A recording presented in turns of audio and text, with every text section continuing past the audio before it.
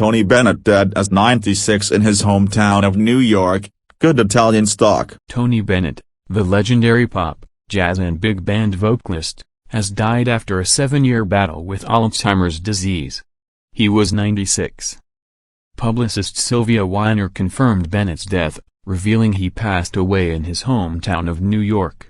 His official cause of death, just 2 weeks shy of his 97th birthday, has not yet been announced. "I come from good Italian stock, but I've tried to stay fit through the years," Bennett told me nearly 20 years ago. At the time he was a spry 72, meeting and greeting concertgoers with swagger before a benefit performance in the blazing hot Sonoran Desert of Tucson, Arizona. For 2 decades beyond that, the 20-time Grammy winner kept swinging as smoothly as ever, making history as one of the only artists to chart new albums in the 50s, 60s, 70s, 80s, 90s, and the first 3 decades of the 21st century. Anthony Dominic Benedetto was born into a poor family of Italian immigrants living in Astoria, Queens, on August 3, 1926. His father Giovanni, a grocer, died 10 years later, forcing his seamstress mother Anna Maria to find new ways to win bread amid the Great Depression. It wasn't long before little Tony was cashing in with his vocal cords, performing at the opening of the Triborough Bridge in 1936. The legendary baritone belter was a tender tenor way back then, and reportedly received pats on the head from Mayor Fiorello LaGuardia. While attending the High School of Industrial Arts, the teen realized he wanted to be a professional singer, but also started training for his other lifelong artistic passion, painting. Decades later, his one-time hobby became a very classy, and lucrative, side hustle. He took a career hiatus to serve in World War II. After returning home, he was discovered in 1949 by Bob Hope, working with Pearl Bailey at a Greenwich Village club, and signed a deal with Columbia Records. The 25-year-old entertainer, now rechristened as Tony Bennett, scored his first #1 hit in 1951 with Because of You, sparking 7 decades of chart success. Well over a half-century after it hit the charts, Bennett said he never got sick of singing his 1962 signature song, "I Left My Heart in San Francisco." But there were indeed dark times.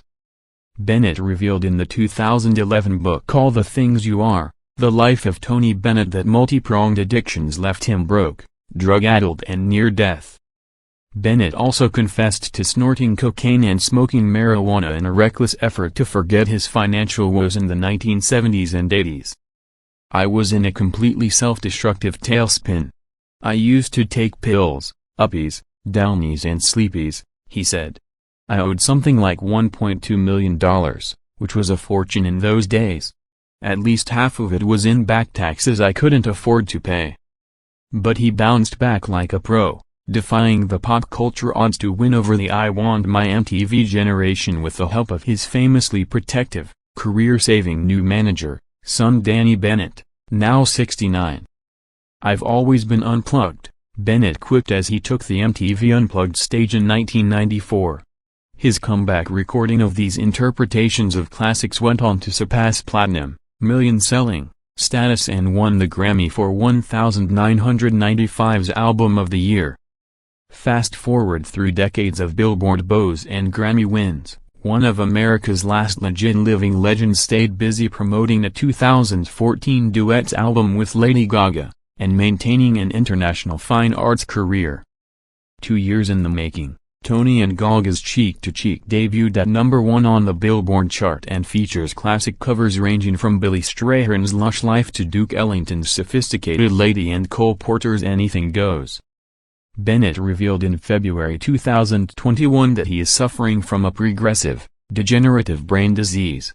The family told AARP that his decline began in 2016, but his battle with Alzheimer's became seriously concerning in 2018 when he was recording Love for Sale with Lady Gaga. "Life is a gift, even with Alzheimer's," he tweeted at the time. The not-so-unlikely duo reunited in August 2021, mid-pandemic, for a pair of heartwarming, breaking farewell concerts at Radio City Music Hall.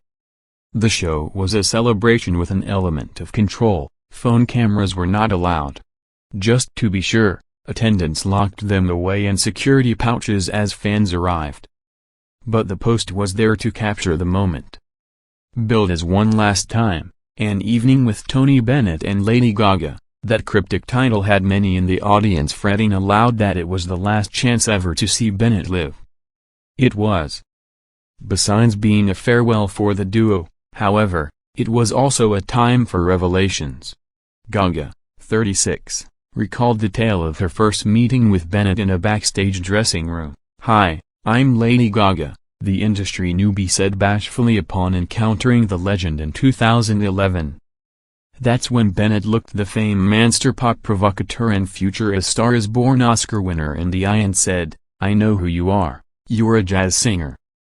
An unabashed fan, Gaga might have summed up Bennett best in her intro to their final music video together, declaring, "Tony's always ready."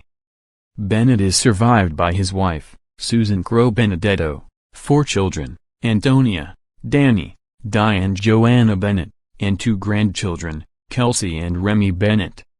Best job security. Bennett once said the key to his longevity is maintaining high standards. "I joined the American theater wing, after fighting in World War II, and it was the best choice I ever made." The first thing he learned, whether it was music or dancing or singing, they taught everybody, never compromise, only do quality.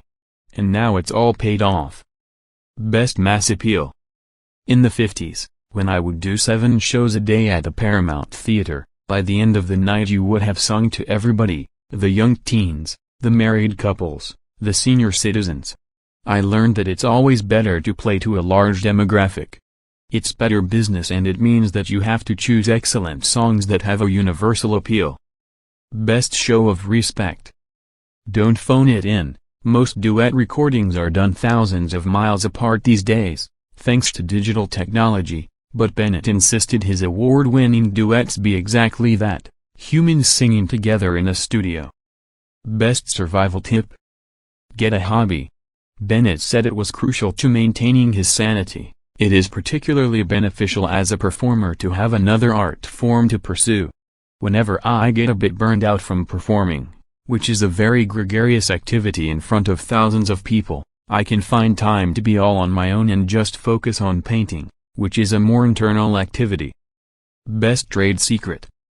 Listen to new voices. Besides having the whole world enjoying Lady Gaga, right now, she has a vast group of young people who love her, and they've never heard of popular jazz music, classical American music, Bennett once told the Associated Press.